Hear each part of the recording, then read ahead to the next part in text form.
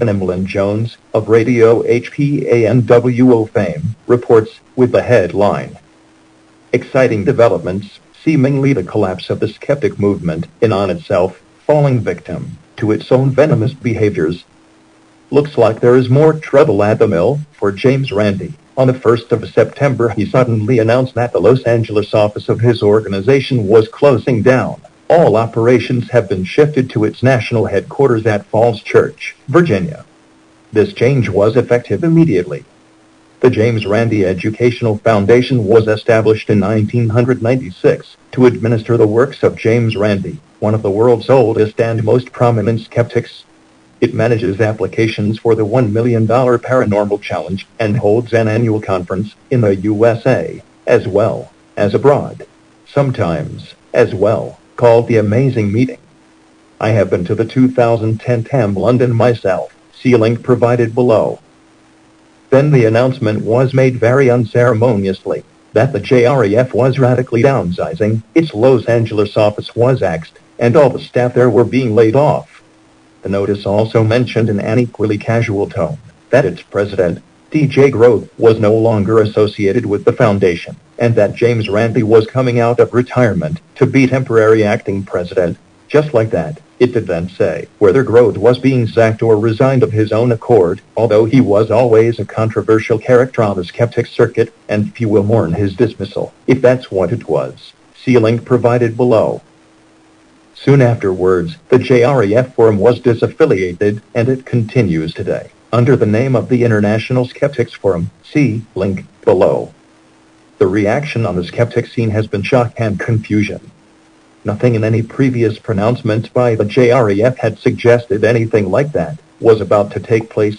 In fact, just 2 months before, in July, over 1,000 people from all over the world had enjoyed the highly successful TAM 2014 at the South Point Casino in Las Vegas. Such skeptic luminaries as Daniel Dennett, Eugenie Scott, Bill Nye, and Banachek had taken to the stage. None of the videos are available yet on the JREF's YouTube channel. Maybe they never will be now. Will there ever be a TAM 2015?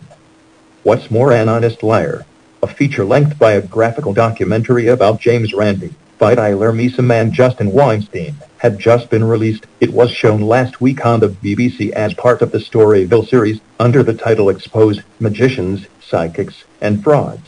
See links provided below.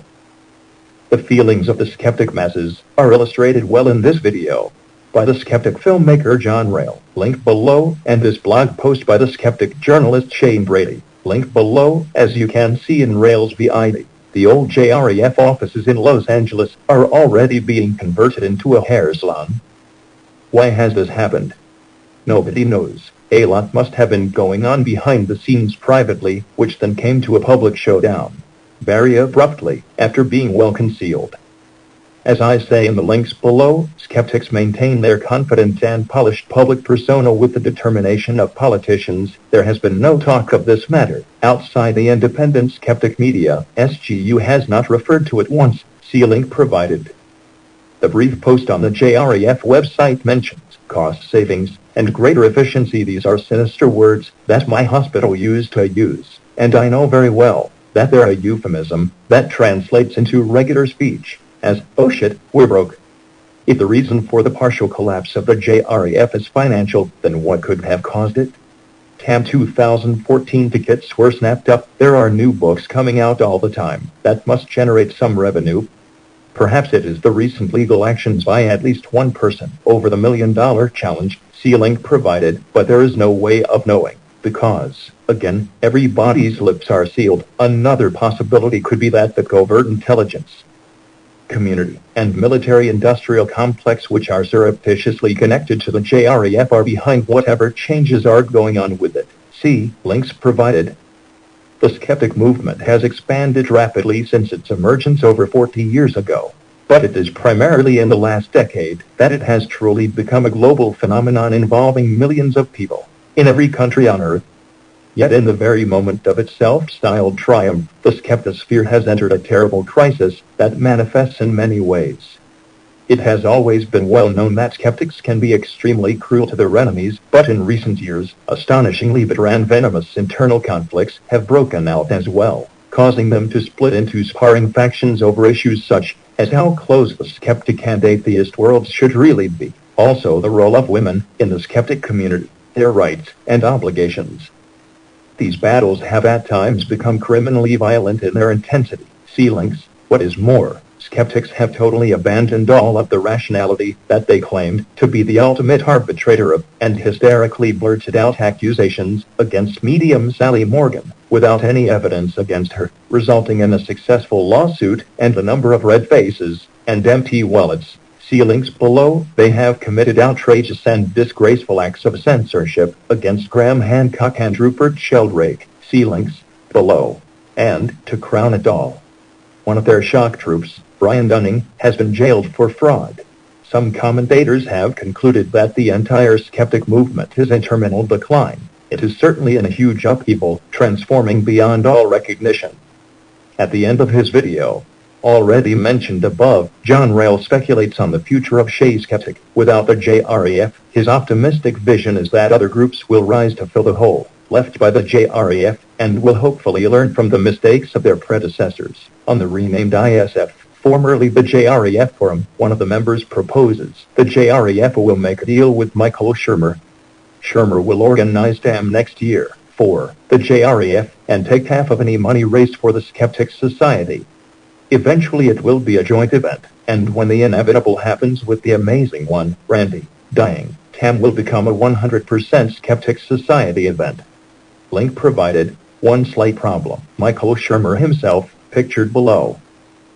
Michael Shermer became interested in the paranormal when he had a mystical experience while taking part in a bicycle race. This led him into the study of anomalous psychology, and in 1992, he founded the Skeptic Society, an international organization which today has over 55,000 members across the world. It publishes the quarterly journal Skeptic, which Shermer edits, and it has featured columns by Richard Dawkins, James Randi, and many other heroes of skepticism. Shermer has organized conferences, outings, and activism. He has written 17 books, including Why People Believe Weird Things, The Skeptic Encyclopedia of Pseudoscience, and The Believing Brain. He's one of the most regular lecturers at skeptic events, and is a sought-after media pundit on all skeptic matters. He is among the last people on Earth, I thought, would ever question the House of Skeptic. However, it appears he has. There are a minority of people who get involved with the skeptic movement for a short time, who will eventually drop out of it for various reasons, often because they decide that the skeptic paradigm does not really reflect the real world we live in and the real people that we are. But what happens when the convert was not just any old skeptic, but is instead one of the world's principal skeptic spokesmen? A few weeks ago, Michael Shermer posted an article on his website subtitled, "I just witnessed an event so mysterious that it shook my skepticism." In the article he explains how on June the 25th, when he got married, something out of this world happened. Shermer says that if he had heard it from somebody else, he would never have believed it, and he has heard it from other people, and has not believed it, many times, or than anybody else. He knows the implications of questioning a rational explanation for an anomalous event. His wife is as much a skeptic as he is. How could she put up with him otherwise? But she feels the same way he does about what happened. Shermer goes on to say, "I have to admit, it rocked me back on my heels and shook my skepticism to its core. The emotional interpretations of such anomalous events grant them significance regardless of their causal account. And if we are to take seriously the scientific credo, to keep an open mind and remain agnostic when the evidence is indecisive or the riddle unsolved, we should not shut the doors of perception when they may be open to us to marvel in the mysterious."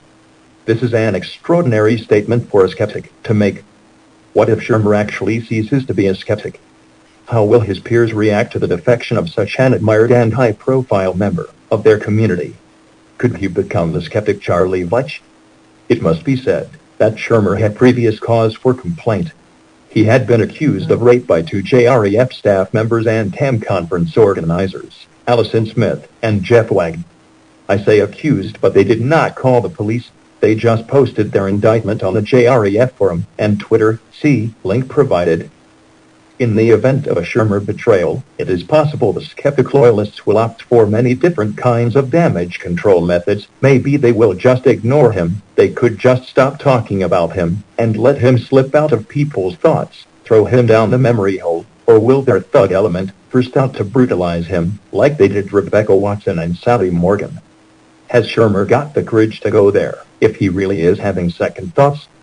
It is too soon to tell. Very rarely do people change their minds overnight about something very fundamental to their worldview. Shermer is probably not going to have a road to Damascus conversion. He has had an amazing experience at his wedding. That might begin a process in his mind. If so, then the process could be a long one, with fits and starts, doubts, and wrong turns. It may be several years before he comes out of the closet as a BUH Leva.